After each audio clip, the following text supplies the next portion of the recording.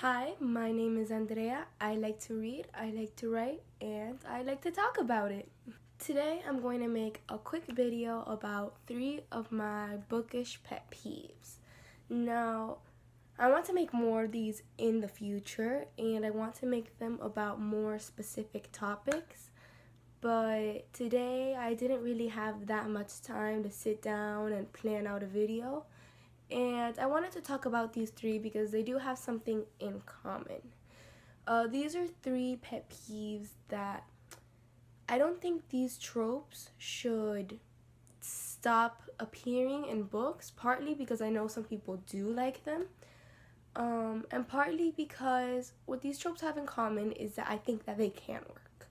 I don't think that they do work in a lot of the books that I have read, but they can, which is why I wanted to talk about them, and I want to talk about why I don't think they work for me a lot of the time.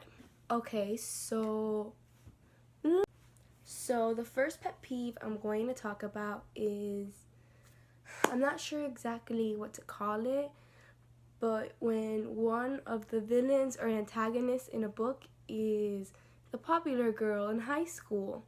And I don't think there's anything really wrong with this trope, with having a popular girl to serve as kind of an antagonist for your main character, but I don't like how it's done a lot of the time.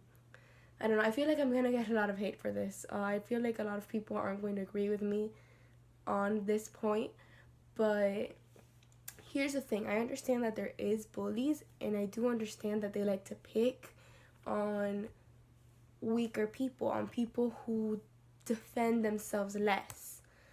But to me, it does get kind of annoying and boring and repetitive when you have this popular girl who has everything, and she probably has several people that she could choose to pick on, or she could pick on your character and then move on and continue with her day. But they get really, really obsessed with this one character, with your main character, who's probably really plain, even though she most probably isn't. But we say she's plain and shy and quiet, or doesn't have many friends or whatever. And it gets to the point where it's kind of ridiculous. I'm like, leave her alone. Not because I feel bad for the main character, but because it's getting kind of stupid.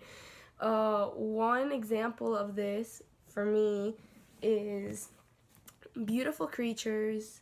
I don't even remember the characters' names really. I read this a while ago, but I do remember that we have the main character. She gets to school, and I guess she dresses kind of weird, and there's some rumors about her, so immediately everyone hates her.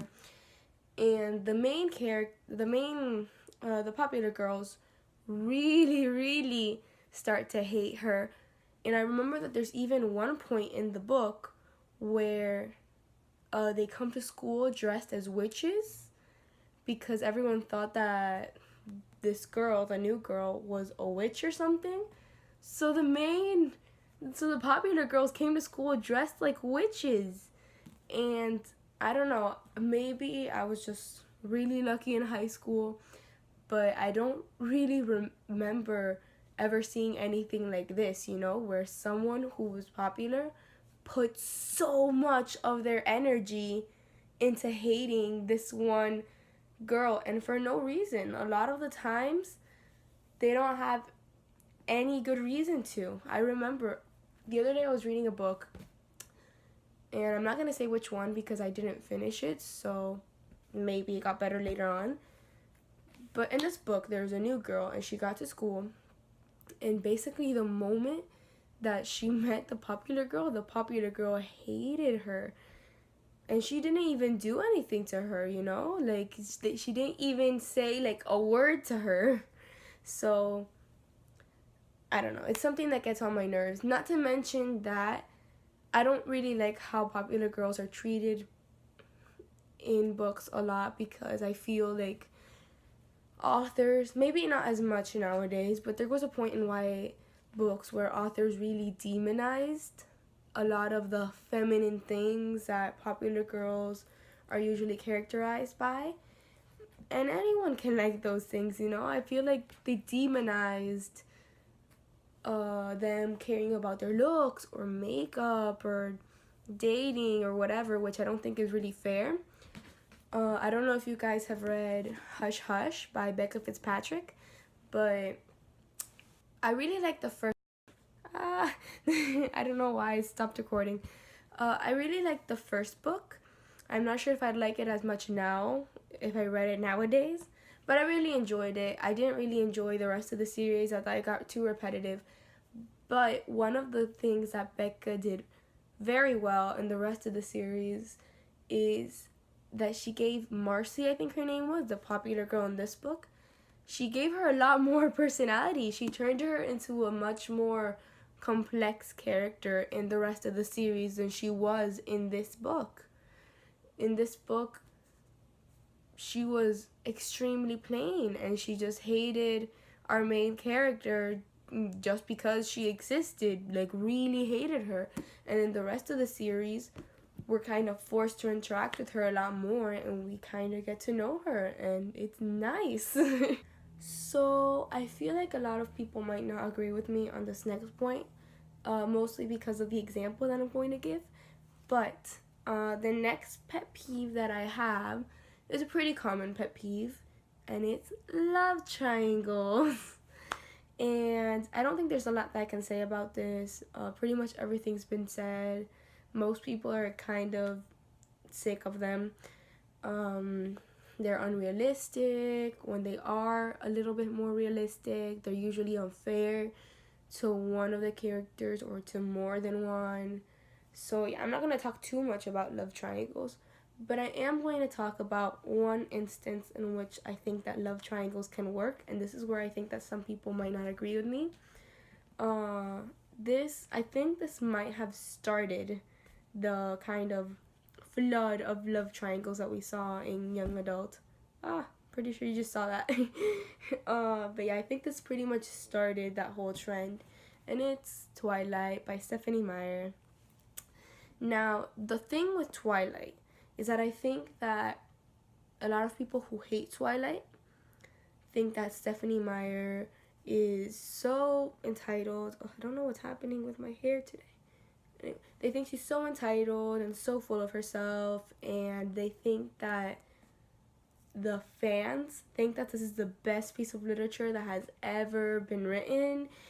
And I know that there are fans who need to wake up, you know, who are a little too excited over this series. Maybe not so much nowadays, but yeah, in its time, I know that there were fans who needed to calm down. But the thing, I don't know if this is because of the marketing of the movies.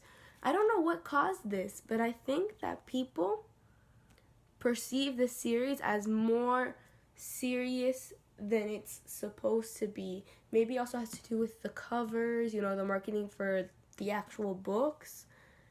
But I read a couple of these, the first two I think it was, not that long ago.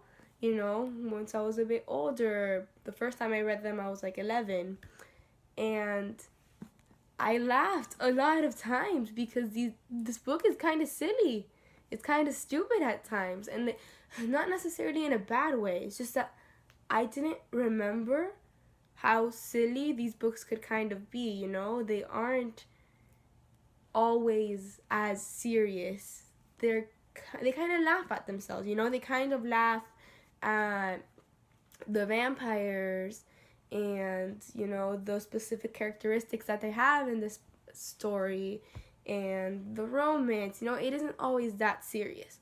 And so that's why I think that even the love triangle kind of works in this series. I mean, we all know who she's going to end up with, but I think it kind of works in this series because it is overly dramatic at times and because it isn't supposed to be taken super seriously. So yeah, I feel like that's why it works. Love triangles themselves aren't usually very realistic, so once you put them into another story and expect them to be taken super seriously, a lot of times they're gonna fall kind of flat.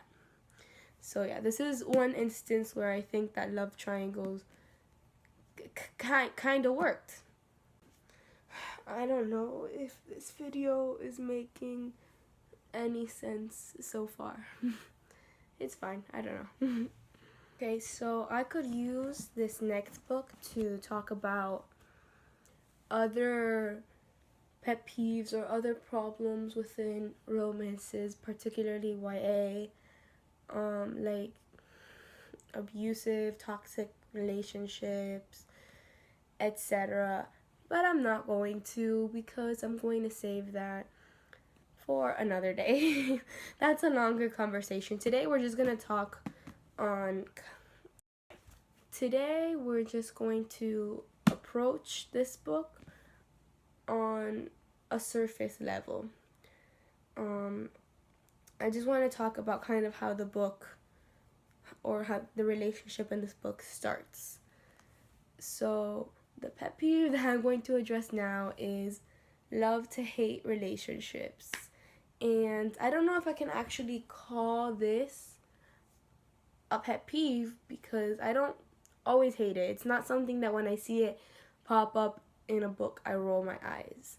And I know a lot of people love this type of relationship, but it's in this video because, like the others, I feel like a lot of times it can be done better than it is.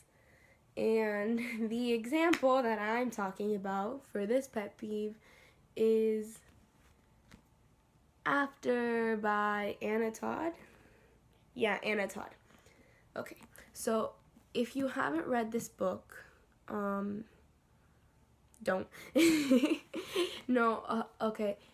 I don't usually hate on books, and I'm really sorry if you love this series, but I feel really passionate about this because I think that the relationship in this book and the example that it can set for a lot of young readers is terrible. It's toxic. So usually I don't really criticize books that much, you know.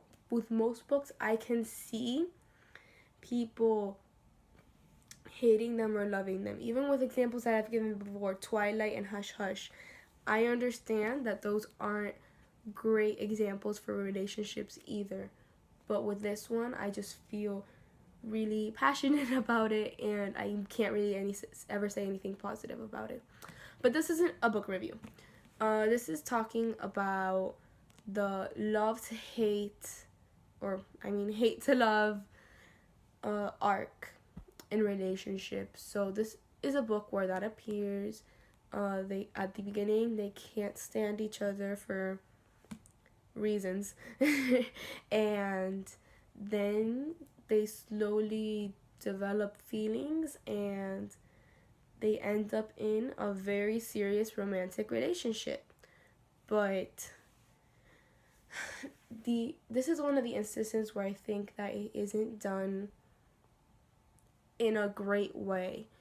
There's some relationships in book where I feel like they start out hating each other, and instead of gradually getting to know each other and becoming friends, then becoming like romantically involved and loving each other and respecting each other, they, you know, I don't know, they just hate each other, but then they realize they're attracted to each other and they form a romantic relationship where that line between love and hate is still blurred. There was a lot of times in this book where they would be fighting and the main character would have these thoughts about him and she'd be mad about him, and it wasn't like, oh, it's normal, they're in a relationship, they're mad. She's just mad at him. It felt like, you know, there were very similar thoughts that she had in the beginning of the book when she still hated him. And it kind of felt like they still hated each other at times. It was more than just a fight. They genuinely hated each other at times. So this is, yeah, it isn't an arc that I hate in general, but you know, it is one of my pet peeves when it's done in a way that's similar to how it was done in After, where I feel like they don't progress and move past the hate. It feels like it's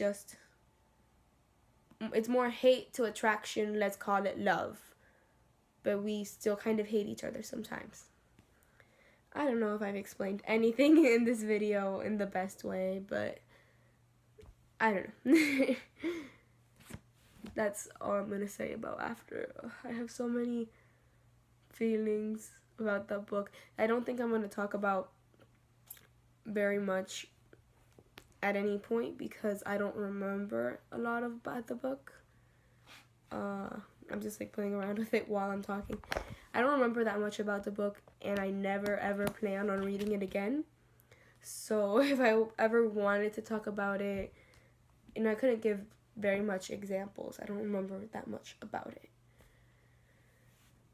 But yeah, I don't know. That might genuinely be the only book that I hate. And there's other books that I've really had a hard time reading and really didn't enjoy, but that book I have very strong feelings about it. I feel like it puts out very negative messages. Yeah. So yeah, those were 3 of my bookish pet peeves, or rather 3 tropes that I feel could be handled better. I make videos on Mondays and Fridays. I have Twitter, Instagram, and a Goodreads. Follow me on Instagram and I'll follow you back. I talk about reading and writing there as well. And I guess that's it. Thank you for watching.